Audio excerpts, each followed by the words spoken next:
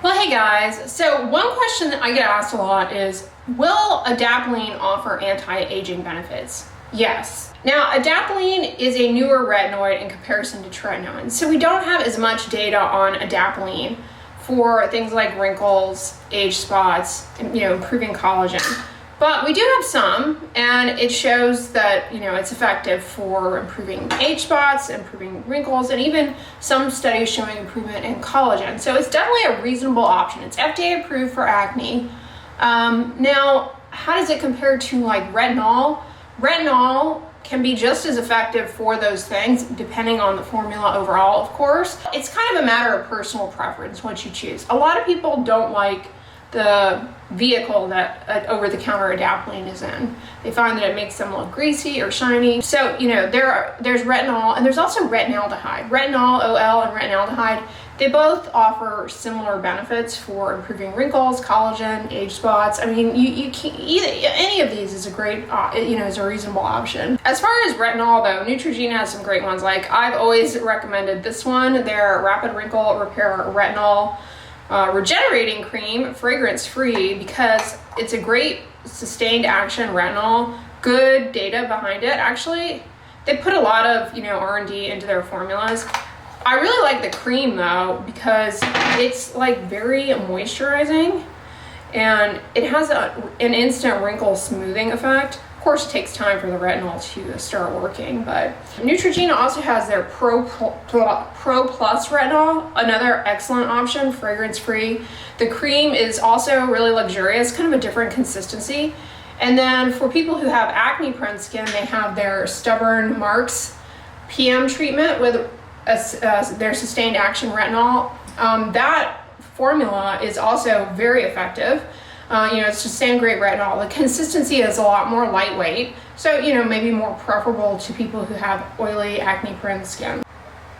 I use tretinoin, but it's not a competition. Like, I think some people are under the impression that like somehow this is like the end all be all. It's just it's just old, an old drug we've had for years and years and years. So lots more time of use, if you know what I mean. But you really, can't go wrong. Adapalene's great too. I have this here, for video purposes and whatnot. But this being over the counter is so amazing for people who have acne. This is really effective for acne. Coming in with the Chestnut AHA. Retinol may help improve acne to a certain extent, but definitely not as reliable for acne as a retinoid, namely, like adapalene or tretinoin or tazarotene. Anybody out there using trifarotene? The nice thing about trifarotene, it's a newer retinoid, is because of its receptor specificity, you need much less drug to get to the goal effect. So because of that, trifarotene is FDA approved to be used like on the trunk for acne breakouts. All right, I'm back with the Cetaphil Healthy Renew for moisturizing. Let's do 2 pumps of this pre-SPF.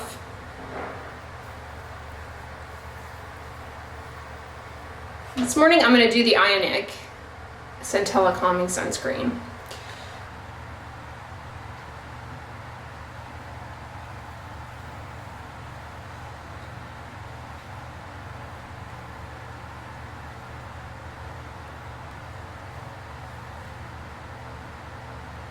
I have to say, 2024, this has been my morning skincare routine every single day, pretty much. I have not really changed up. Aside from, I typically use a different sunscreen every morning.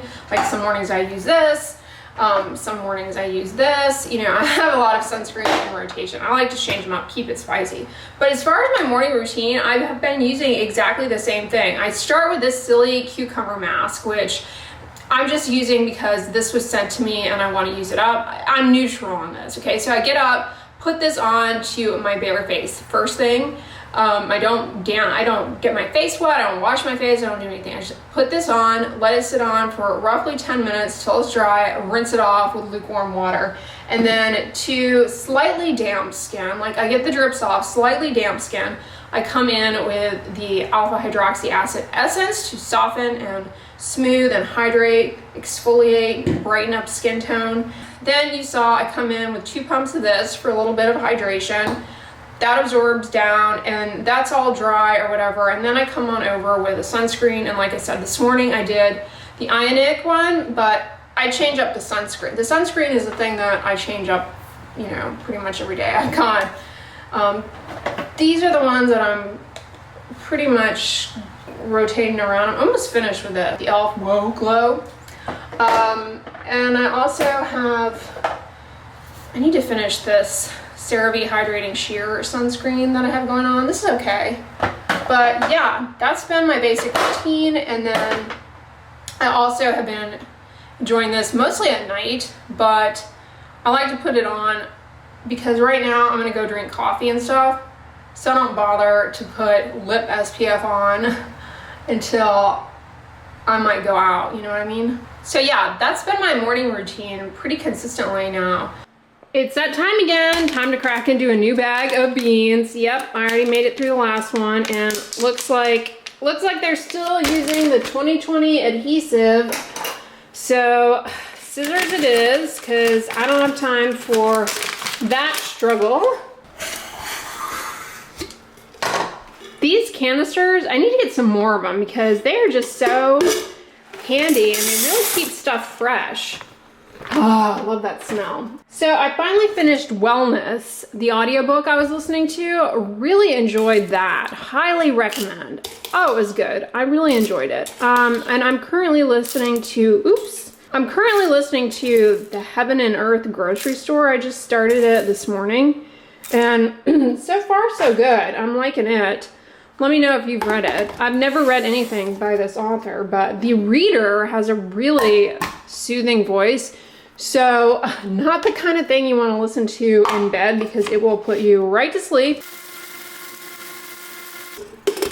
I like to listen to the audiobook while I'm getting ready in the morning. So I started watching a show on Amazon Prime that I think one of you all recommended. It's called Expats. Oh my gosh. I only watched the first 2 episodes, but it really pulled me in.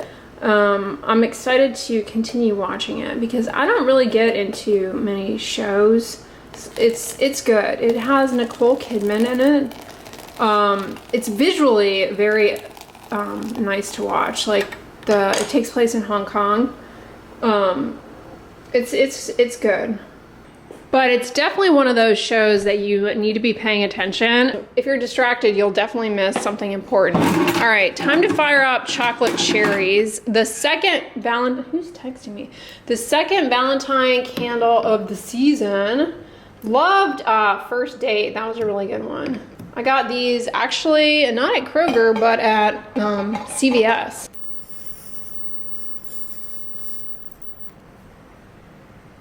I wasn't planning on watching the second episode that fast, but it really pulled me in, and I'm glad I did because one of the characters I was really not liking, but then I sort of softened up to him in the second episode when you get more of his story. And unlike a lot of shows that I've encountered recently, the dialogue is not awkward and like forced and bad. Coffee time! That's a big mug. Well guys, I pulled out an oldie but a goodie on my lips. I am wearing the Etude Fixing Tint. Between that and the Peri Para Ink Velvet Lip Tint, they're both a very similar formula. Long wear, matte, they don't get all over your teeth, easy to apply. The Peri Para one though, I will say the lip liner I have been super impressed with because I'm very inept when it comes to lip liner. Although I don't know if Etude House has lip liners, they probably are good too because everything Etude House makeup wise I have ever tried has been top notch. I've said this before, but don't sleep on Korean makeup products because in my experience, they are underrated for sure in terms of their performance, ease of use, longevity of wear. Trying to get in the spring mood with this pink top. I got this, of course, from Walmart. And funny enough, You'll recall, was it a year or so ago, I purchased some items from Dick's Sporting Goods, the Kalia clothing line I love. Really good quality. I bought a white shirt that I love. I swear, this is the exact same shirt, only in pink. Okay, I'm here at the Harry Potter library, as they call it. This older building over in Montrose. I love how all of the tendrils kind of reminds me of that movie, The Labyrinth, when those little Muppets pop out of the wall.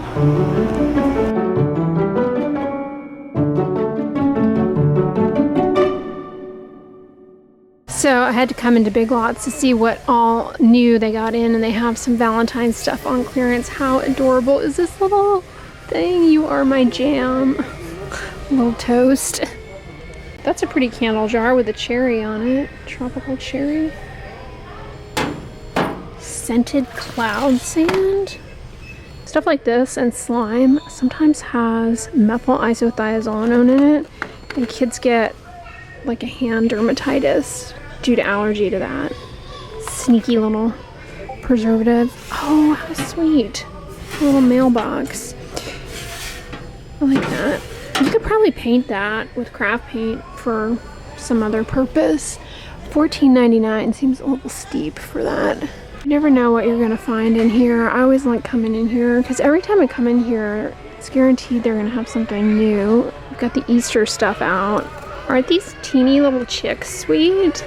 They have the yellow ones, and then they also have the colored chicks. Ooh, they have some nice table linens. Here's a doormat with a little bunny. It's a good place to get Easter baskets too. I like that unicorn one. Oh, they have these reusable zip bags. Those are fun for the lunchbox, for a little sandwich. Now this I like because I guess it's supposed to go in your drawer maybe to organize these things. I might have to have this, but I was thinking it'd be handy to put, it looks like it's got like, yeah, I think that would be convenient to put on your stove too, like when you're stirring stuff, just like a spoon rest. I've got some organization stuff, these bins. Oh, this is nice for storing things. I always like bamboo. Anything. These are really nice because they actually have lids on them. Home studio. Ooh, I like this too. It's got the lid as well. Ooh, this is nice. A drying rack that just goes over the door. Doesn't take up any space. I like that. This rolling closet organizer. You can put your shoes on the outside. 40 bucks. Man, did they ever have a ton of pantry organizing things? If you guys watched my pantry organizing video I did years ago, I have managed to keep that same system in place. I got like a few things from Walmart and then mostly mason jars, and that has just continued to work out well for me. Because like stuff like this, I feel like this is actually good for storing all the different spices. But like you'll see people do this like over the top spice cabinet organizing, and it's just like as soon as you buy another spice then you're kind of screwed. I don't know. This is definitely worth getting. This black garlic. If you've not tried black garlic, you need to try it. It is so good. It does not taste like garlic. It's actually sweet. And it really, it's underrated for sure. That's actually a pretty good price. It's expensive. That's the problem with it. It can be expensive. Well, hey guys, I am doing my moisturizing step here with the Hydro Boost water cream. Just hopped out of the shower. Recently I did a video where we were shopping together in, was it CVS? Yeah, because that ding dong, ugh, I don't know what. Anyway, and CVS has a version of the Neutrogena Hydro Boost eye cream. And it's funny, you know, I went on Amazon and I saw that the Neutrogena Hydro Boost Eye Cream was on Amazon was cheaper than the CVS dupe of the Neutrogena product. But the price has since gone up. Anyway, all that yammering aside to say, I like using this around my eyes. You certainly can. It's moisturizing, it's hydrating. It has that, you know, effect of moisturizers to plump the skin surface, to diminish the appearance of fine lines. I've rather been enjoying it. Another one though that I have here, you guys know, this is my absolute favorite Aveeno facial moisturizer. I really hope they never discontinue it. It's the Calm and Restore Oat Gel Moisturizer. I use this a lot as well, you know, on many nights. I'm almost finished with this particular jar. It's a nice lightweight gel, kind of similar. Actually, it's a different texture than the Hydro Boost water cream, but I love this. Fragrance free. It's great if you're dealing with any kind of facial eczema because the colloidal oats, not only do they hydrate, but they also soothe and protect the skin barrier. So that's one that like I said, I really hope they never do away with that formula because I honestly don't see how they could improve upon this. It's really good. I get a lot of questions like, how many minutes, how long after putting moisturizer should we wait until applying tretinoin? Honestly, it really doesn't matter. You know, if your skin is damp, well, the tretinoin may penetrate a little bit more readily. It may be more likely to be irritating. That's why I say if you're new to tretinoin, you're finding that you can't tolerate the irritation. One tip is to wait like a full 30 minutes after you cleanse and moisturize your skin. Wait like a full 30 minutes and apply it then, because that actually can help cut down on the irritation because the moisture content in the stratum corneum at that point will be much lower. Moisture content being optimized in the stratum corneum really allows for really good penetration, but of course that can be more irritating. However, if you are otherwise moving along, you don't have significant irritation with tretinoin or retinol or whatever it is you're using, you don't need to wait like some magic number of minutes. You know, you do your morning routine, if you cleanse, you put on a moisturizer, you do want to make sure before putting sunscreen on that the skin is dry because sunscreen won't set up if there's moisture, you know, if the skin is damp or you've got damp product on the skin. And the amount of time it's going to take for that to occur, you know, I don't have a set number of minutes. It'll depend on the ambient humidity, what product it is you're using. Like there are way too many variables to just give some arbitrary number of minutes. And if you want, you can actually get a little fan and, you know, do like this to make it go a little faster if you're in a hurry and you find that you're using some type of product that's like really wet on the skin. But yeah, there's no set number of minutes that you necessarily need to wait. And if you're layering hydrating products, you don't need to wait a certain number of steps in between those either. Like it's okay to put it on, put the next one on, because you know, at the end of the day, it's all gonna make its way into the skin more or less. The key though is to, like I always emphasize, try and keep your routine simple, because once you start using a lot of products and you're doing these multi-step layer, then you do increase the risk for irritation and potentially, you know, making it so that the ingredients don't have a fighting chance to work. Like maybe together they're starting to, you know, interfere with one another in a way, depending on the formula. So that's why I advocate for simplicity. If there are ingredients that you want to use in your routine, like multiple ingredients, try and find a product that has all of those in one formula.